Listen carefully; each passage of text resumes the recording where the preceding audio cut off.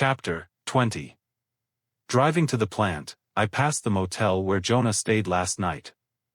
I know he's long gone. He had a 6:30 a.m. flight to catch. I offered to pick him up this morning and drive him to the airport, but, lucky for me, he refused and said he'd take a cab. As soon as I get to the office, I tell Fran to set up a meeting with the staff. Meanwhile, I start to write down a list of the actions Jonah suggested last night. But Julie comes to mind and won't leave.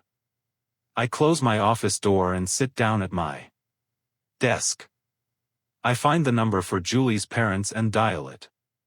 The first day after Julie left, her parents called to ask me if I had heard anything. They haven't called back since. A day or two ago, I tried getting in touch with them to find out if they had heard anything. I called in the afternoon and I talked to Julie's mother, Ada. She said she didn't know where Julie was. Even then, I didn't quite believe her. Now Ada answers again. "Hi, this is Alex," I tell her. "Let me talk to Julie." Ada is flustered. "Well, she isn't here." "Yes, she is." I hear Ada sigh. "She is there, isn't she?" I say. Finally Ada says, "She does not want to talk to you." "How long, Ada? How long has she been there? Were you lying to me even that Sunday night when I called?" "No, we were not lying to you," she says indignantly. "We had no idea where she was. She was with her friend, Jane, for a few days." "Sure, and what about the other day when I called?" "Julie simply asked me not to say where she was," says Ada, "and I shouldn't even be telling you now. She wants to be by herself for a while." "Ada, I need to speak with her," I say. "She will not come to the phone," says Ada. "How do you know until you've asked?" The phone on Ada's end is put down on the table.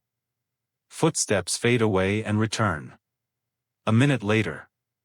"She says she'll call you when she's ready," says Ada. "What does that mean?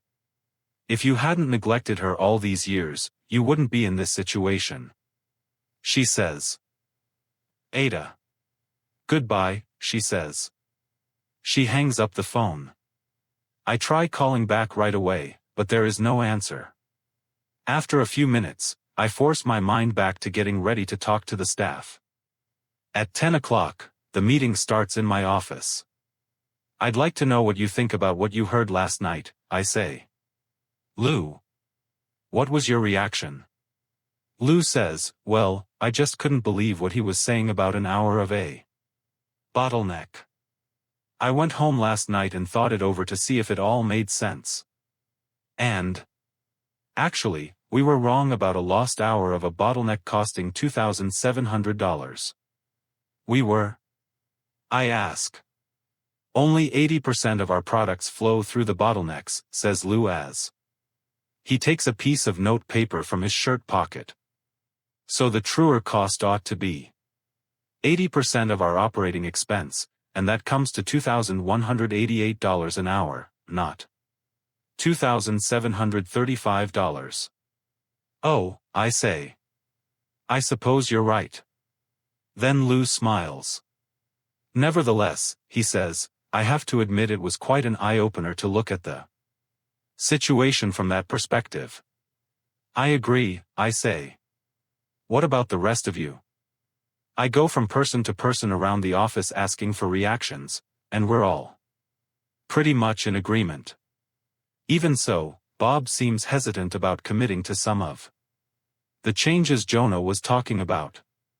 And Ralph isn't sure yet where he fits in. But Stacy is a strong advocate. She sums up, saying, "I think it makes enough sense to risk the changes. Although I'm nervous about anything that increases operating expense at this point in time," says Lou, "I agree with Stacy. As Jonah said, we may face a bigger risk just staying on the path we've been following." Bob raises one of his meaty hands in preparation for a comment. "Okay, but some of what Jonah talked about will be easier and faster to make happen than the rest, he says. Why don't we go ahead with the easier things right away and see what kind of effect they have while we're developing the others? I tell him, that sounds reasonable. What would you do first? I think I'd want to move the QC inspection points first, to check parts going into the bottlenecks, says Bob. The other QC measures will take a little time, but we can have an inspector checking pre-bottleneck parts in no time, by the end of today if you want. I nod. Good. What about new rules for lunch breaks? We might have a squawk or two from the union, he says. I shake my head. I think they'll go along with it.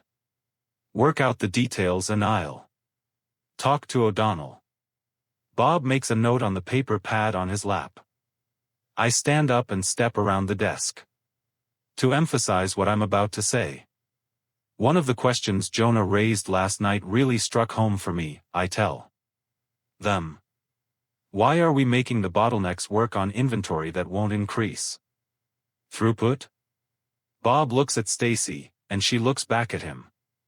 That's a good question, she says. Bob says, we made the decision. I know the decision, I say. Build inventory to maintain efficiencies. But our problem is not efficiencies. Our problem is our backlog of overdue orders. And it's very visible to our customers and to division management. We positively must do something to improve our due date performance, and Jonah has given us the insight on what that something has to be. Until now, we've expedited orders on the basis of who's screamed the loudest.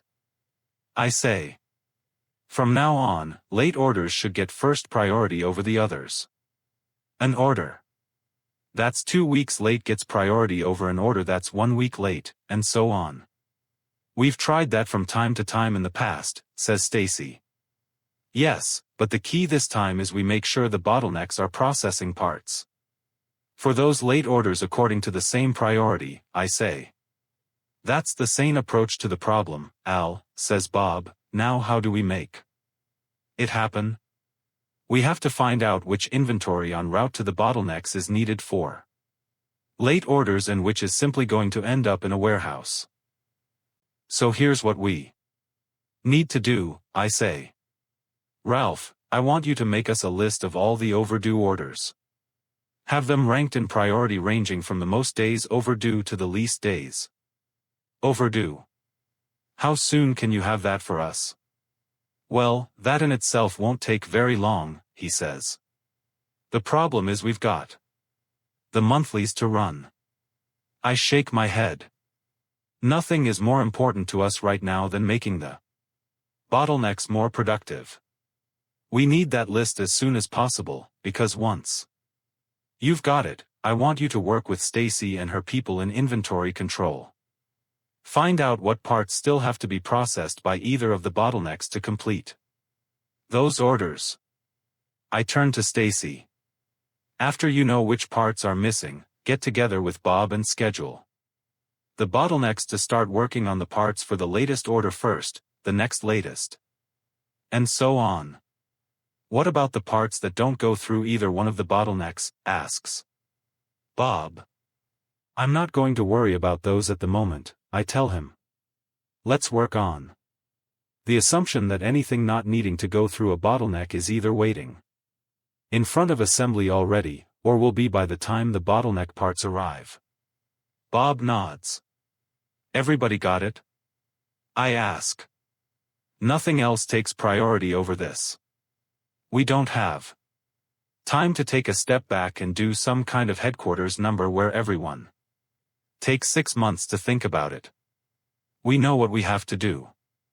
Let's get it done. That evening, I'm driving along the interstate. Around sunset, I'm looking around at the rooftops of suburban houses to either side of the highway. A sign goes by which says I'm 2 miles from the exit to Forest Grove. Julie's parents live in Forest Grove. I take that exit. Neither the Barnetts nor Julie know I'm coming. I told my mother not to tell the kids. I simply hopped in the car after work and headed down here. I've had enough of this hide-and-seek game she's playing. From a 4-lane highway, I turn onto a smooth blacktop street which winds through a quiet neighborhood. It's a nice neighborhood. The homes are unquestionably expensive and the lawns without exception are immaculate. The streets are lined with trees just getting the new leaves of spring. They are brilliant green in the golden setting sun. I see the house halfway down the street. It's the 2-story brick colonial painted white. It has shutters. The shutters are made of aluminum and have no hinges. They are non-functional but traditional. This is where Julie grew up. I park the Mazda by the curb in front of the house. I look up the driveway, and sure enough, there is Julie's Accord in front of the garage. Before I have reached the front door, it opens. Ada Barnett is standing behind the screen. I see her hand reach down and click the screen door lock as I approach. "Hello," I say. "I told you she doesn't want to talk to you," says Ada. "Will you just ask her please?" I ask. "She is my wife. If you want to talk to Julie, you can do it through her lawyer," says Ada. She starts to close the door. I say, "Ada, I am not leaving until I talk to your daughter. If you don't leave, I will call the police to have you removed from our property," says Ada Barnett. "Then I will wait in my car," I say. "You don't own the street." The door closes. I walk across the lawn and over the sidewalk, and get in the Mazda. I sit there and stare at the house. Every so often, I notice the curtains move behind the window glass of the Barnett house. After about 45 minutes, the sun has set and I'm seriously wondering how long I can sit here when the front door opens again. Julie walks out. She's wearing jeans and sneakers and a sweater. The jeans and sneakers make her look young. She reminds me of a teenager meeting a boyfriend. Her parents disapprove of. She comes across the lawn and I get out of the car. When she's about 10 feet away she stops, as if she's worried about getting too close. Where I might grab her, pull her into the car, and drive like the wind to my tent in the desert or something. We look each other over. I slide my hands into my pockets. For openers, I say, "So, how have you been?" "If you want to know the truth," she says, "I've been rotten." "How have you been?" "Worried about you." She glances away. I slap the roof of the Mazda. "Let's go for a ride," I say. "No, I can't," she says. "How about a walk then?" I ask. "Alex, just tell me what you want, okay?" she says. "I want to know why you're doing this." "Because I don't know if I want to be married to you anymore," she says. "Isn't that obvious?" "Okay, can't we talk about it?" She says nothing. "Come on," I say. "Let's take that walk, just once around the block. Unless you want to give the neighbors lots to talk about." Julie looks around at the houses and realizes we're a spectacle. Awkwardly, she steps toward me. I hold out my hand. She doesn't take it, but we turn together and begin a stroll down the sidewalk. I wave to the Barnett house and note the flurry of a curtain. Julie and I walk 100 feet or so in the twilight before we say anything. At last I break the silence. "Look, I'm sorry about what happened that weekend," I tell her. "But what else could I do? Davy expected me." "It wasn't because you went on the hike with Davy," she says. "That was just the last straw. All of a sudden, I just couldn't stand it anymore. I had to get away." Julie, why didn't you at least let me know where you were? Listen, she says. I went away from you so I could be alone. Hesitantly, I ask, so, do you want a divorce? I don't know yet, she says. Well, when will you know? Al, this has been a very mixed up time for me, she says. I don't know what to do. I can't decide anything. My mother tells me one thing. My father tells me something else. Everyone except me knows what I should do. You went off to be by yourself to make a decision that's going to affect both of us as well as our kids. And you're listening to everyone except the three other people whose lives are going to be screwed up if you don't come back, I say. This is something I need to figure out on my own, away from the pressures of you three. All I'm suggesting is that we talk about what's bothering you. She sighs in exasperation and says, Al, we've been over it 1,000,000 times already. Okay, look, just tell me this, are you having an affair? Julie stops. We have reached the corner. She says coldly, I think I've gone far enough with you. I stand there for a moment as she turns and heads back toward her parents' house. I catch up with her. I say, well, are you or aren't you? Of course I'm not having an affair, she yells. Do you think I'd be staying with my parents if I were having an affair? A man who is walking his dog turns and stares at us. Julie and I stride past him in stiff silence. I whisper to Julie, I just had to know, that's all.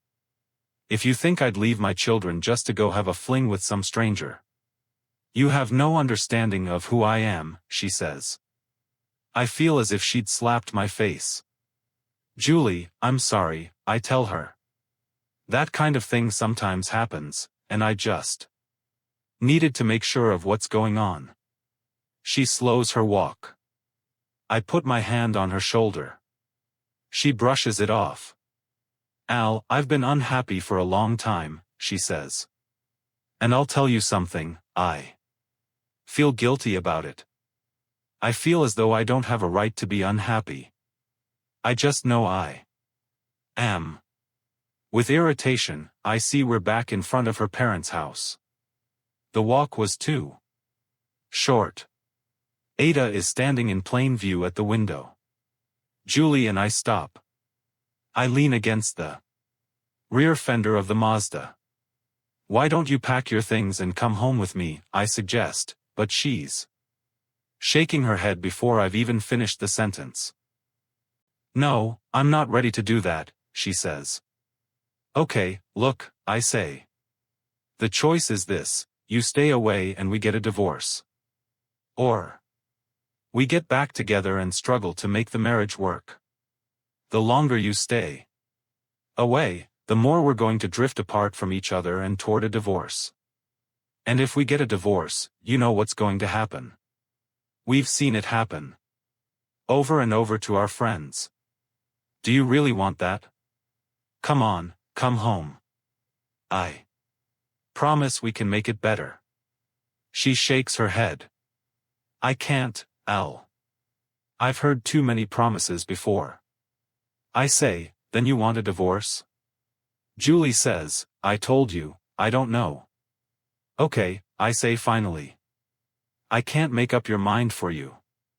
Maybe it is your decision. All I can say is I want you back. I'm sure that's what the kids want too.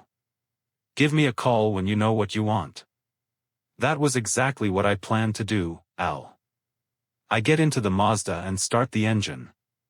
Rolling down the window, I look up at her as she stands on the sidewalk next to the car. You know, I do happen to love you, I tell her. This finally melts her. She comes to the car and leans down.